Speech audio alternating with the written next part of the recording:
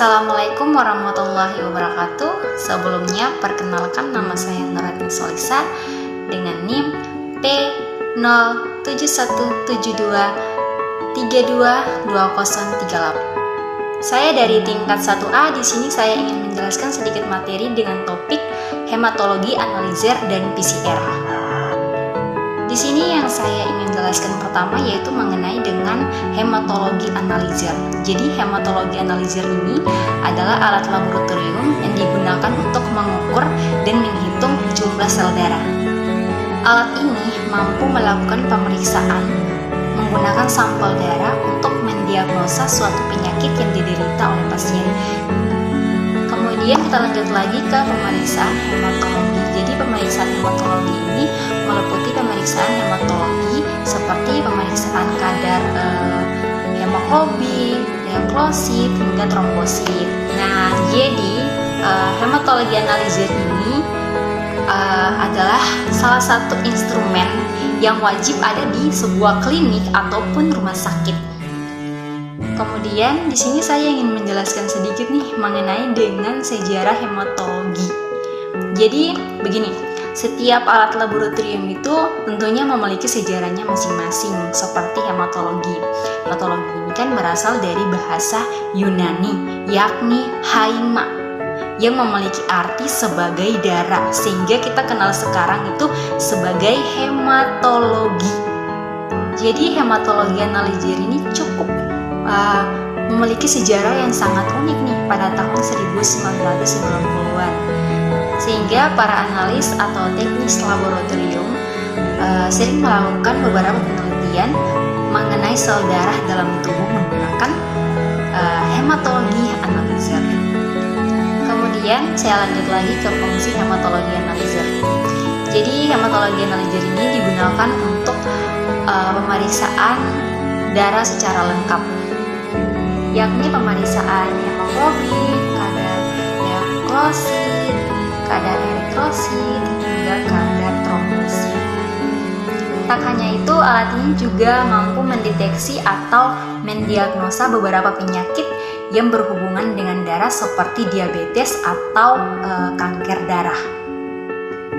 Kemudian saya lanjut lagi ke jenis-jenis hematologi analizer. Jadi jenis-jenis hematologi analizer itu yaitu semi otomatis dan otomatis. Tentunya semi otomatis sama otomatis ini memiliki perbedaan.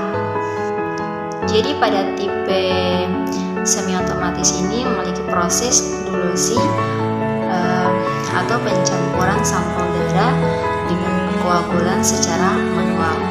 Kemudian pada otomatis, jadi otomatis ini memiliki kelebihan maksudnya banyak kelebihan dibanding dengan semi otomatis. Nah, seperti proses dilusi hemolizi, pencampuran sampel dengan reagen pada alat, sehingga pada proses otomatis itu akan berjalan dengan cepat dan efisien. Nah, gitu. Jadi proses otomatis itu memiliki banyak kelebihan dibanding dengan semi otomatis. Saya lanjut lagi ke macam-macam jenis sel darah. Jadi macam-macam jenis sel darah ada sel darah merah, eritrosit, sel darah putih, leukosit, dan keping darah, trombosit. Saya akan menjelaskan satu persatu macam-macam jenis darah. Yang pertama yaitu saya jelaskan di sini sel darah merah atau eritrosit. Jadi eritrosit ini merupakan komponen darah yang memiliki jumlah sel yang cukup banyak. Seperti namanya sel darah merah berwarna pekat. Jadi berwarna pekat ini, warna pekat tersebut disebabkan oleh adanya hemoglobin atau protein yang terdapat di dalamnya.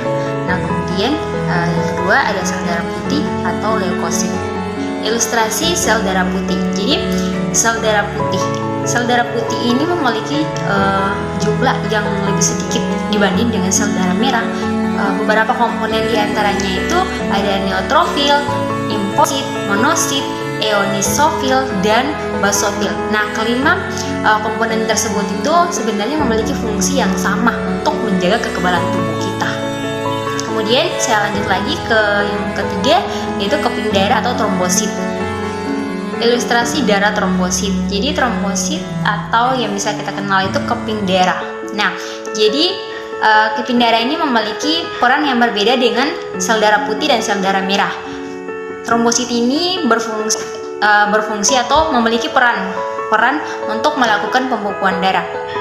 Nah, mungkin itu saja dari macam-macam jenis sel darah. Kemudian saya lanjut lagi ke bagaimana cara menggunakan hematologi analyzer. Jadi cara menggunakan hematologi analyzer ini ada 9 cara. Di sini saya akan menyebutkan satu persatu. Pertama-tama, hubungkan kabel power dengan listrik. Selanjutnya, hidupkan alat. Yang ketiga, lalu alat akan melakukan pengecekan dan akan tampil menggunakan menunggu di display. Terus tunggu hingga alat siap. Setelah alat siap, sebelum sampel darah dimasukkan, pastikan sampel dalam tube tersebut sudah tercampur dengan antikoagulan secara sempurna dengan cara dihomogenkan dengan benar. Lalu tekan tombol quote plot yang terdapat pada layar, kemudian lalu tekan tombol ID untuk mengurutkan nomor sampel agar tidak tertukar. Nah, selanjutnya tekan bagian atas dari sampel untuk membuka dan meletakkan sampel. Jika sudah, klik tombol run untuk menjalankan. Setelah itu tunggu beberapa saat, maka dari hasil pemeriksaan pun akan muncul secara otomatis pada layar display. Yang terakhir itu, jika semua tahap sudah dilakukan, jangan lupa untuk mencatat hasil yang sudah dilakukan. Mungkin itu saja. Kemudian saya masuk ke metode pengukuran pada hematologi analyzer. Jadi pada metode pengukuran hematologi analyzer ini kita menggunakan electrical photometry dan flow cytometry. Jadi pada metode electrical ini bekerja dengan jumlah WBC, sel darah putih atau leukosit, dan white blood cell, RBC, sel darah merah atau eritrosit, dan red blood cell di bagian platelet atau trombosit. Kemudian lanjut lagi ke fotometri. Nah, pada metode ini kita digunakan untuk mengukur hemoglobin saja, sehingga prinsip kerja yang digunakan adalah berdasarkan prinsip absorbasi cahaya. Nah, karena menggunakan prinsip absorbasi, maka metode ini tidak jauh berbeda dengan alat spektrofotometri. Kemudian kita lanjut lagi ke flow cytometry. Nah, dengan metode ini berbeda dengan metode sebelumnya.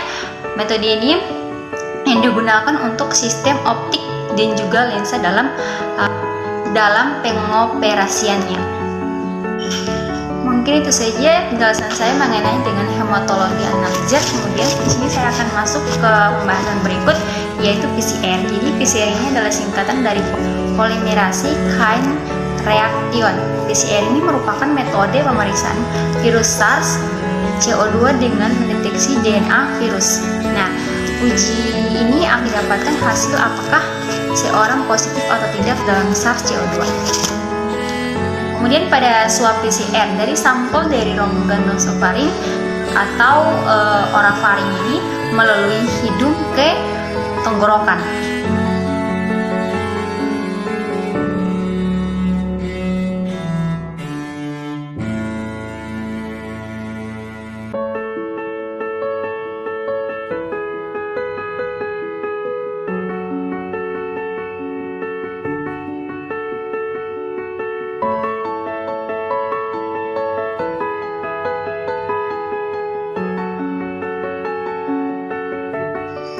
Demikian itulah hasil dari video saya kali ini tentang penjelasan mengenai dengan hematologi analyzer dan PCR. Apabila ada kekurangan dalam video saya ataupun penjelasan yang kurang jelas, mohon maaf. Sebelumnya saya ucapkan terima kasih. Wassalamualaikum warahmatullahi wabarakatuh.